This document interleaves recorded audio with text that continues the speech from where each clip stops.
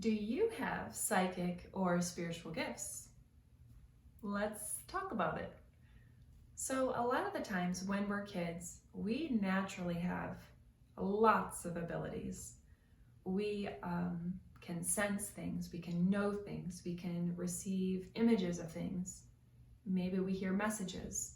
We have all sorts of gifts and abilities. Depending on our childhood environment and how that information was received by our parents, by our teachers, by our friends, kind of dictates whether or not we allowed those abilities to flourish or if we shut them down. Also, some of those abilities may have frightened us as kids, so that could be another reason that we would shut them down. As adults, in the metaphysical community and the spiritual community, we understand that these things are gifts, and they are ways that we can connect with each other more deeply, as well as spirit beyond. We can connect with loved ones who have passed, we can connect with the Creator, we can connect with angels, guides, all sorts of things. And so we would like to work with whatever natural aptitudes we have. So I'm just going to list a few of the more prevalent spiritual gifts that maybe you have. So the first one I'm going to talk about is being empathic, which is also called clairsentience. So this is for people who can kind of feel what other people are feeling. They have a sense, they have clear sense, clairsentience. So they are around somebody and maybe they just, their friend is sad, they just feel that sadness. Or meeting somebody new, if they could have a positive feeling about that person, they could have this icky feeling about that person. This is clairsentience. It's also the ability to feel others' pain, physical pain. They may be very, very sensitive to seeing gruesome things because they feel the pain. Another spiritual gift is clairaudience, so clear hearing.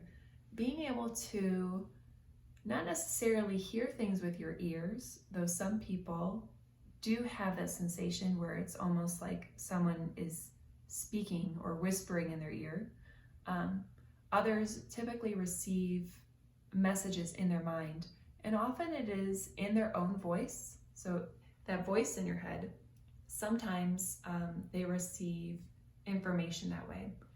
I use this in my work, my healing work. I will be working on a client and I will say, okay, what else can I do to help this person? I will be asking my higher self, what else can I do? What's next?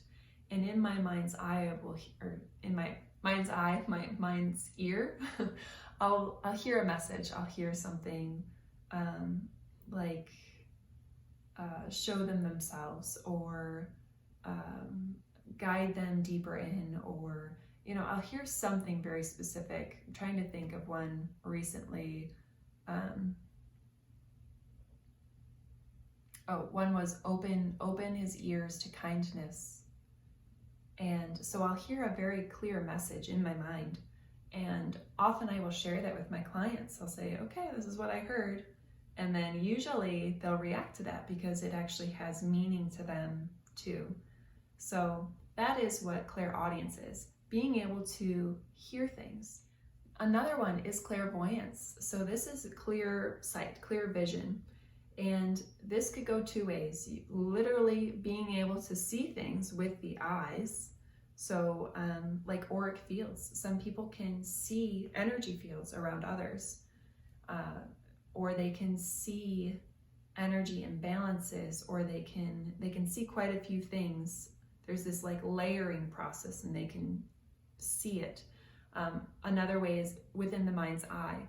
So being able to receive visions, or well, I guess we would call them visions. It's basically when someone uses their imagination, they have control over their mind. But in this way, it's receiving things. So instead of controlling what's happening in the mind, it's receiving things. This could be, again, I use this one in my work also. So, for example, when I work with a client, maybe I will see something that applies to them. Something that's coming to mind is I had a client that was very mechanical, and I saw these like tinkered like toys, like a wind-up toy, and I was like, okay, I'm seeing this wind-up toy, and in his childhood he had always played with these wind-up toys. So it's being able to receive images, or depending on the person, this could be tied to in that present moment, it could be a premonition. I have a friend who would have visions, premonitions of different things. So everybody's kind of different with their ability of what they can do with it, but clairvoyance is the ability to receive these messages in the mind. So the next is claircognizance. And claircognizance is not necessarily, it's knowing something, but not necessarily through hearing something or a vision. It's just this flash of inspiration, this flash of knowing. There are lots of examples of this. People will just, have a sudden knowing. They may not have learned anything about this thing, or they have not studied it, they have not analyzed it at all, but they'll just know something. So that's clear knowing.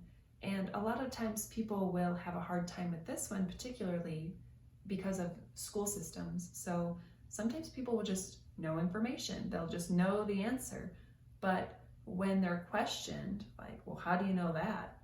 They don't know how they know that. It was claircognizance. They just know, and it's a truth. They just know it. So that one gets a lot of hardship often because people question it. They all want to know, how do you know? They just know it's a gift. It's a spiritual gift. So that one might be something you have also. Another spiritual gift that you may have is mediumship, the ability to actually communicate with people who have passed, loved ones who have passed, the loved ones of friends or strangers who have passed. I will link below someone who I really enjoy watching, who is a very magnificent medium, as an example. But for this one, this is kind of a harder gift, because often people who are natural mediums have all of these phenomena happen to them when they're young, and they actually get very frightened because loved ones or spirits of loved ones will contact them. They will say, these spirits, the souls, they know that this person is gifted, that they can hear them, see them, and so they're like, hey, can you get a message to my loved one? They'll try to communicate with a child or an adult who is a natural medium. And if the person has no idea what's going on, it can be kind of disturbing to them. So they typically will shut it off from fear. They will be like, I don't want this. And so they'll start to deaden their senses to this ability. So those are just a few of the psychic gifts, a few of the more common ones. Obviously, there are all sorts of variations of how people use those, how they use them in their work, how they use them in their relationships, how they use them for spiritual advancement and growth and personal healing. The abilities and the uses are as unique as every individual.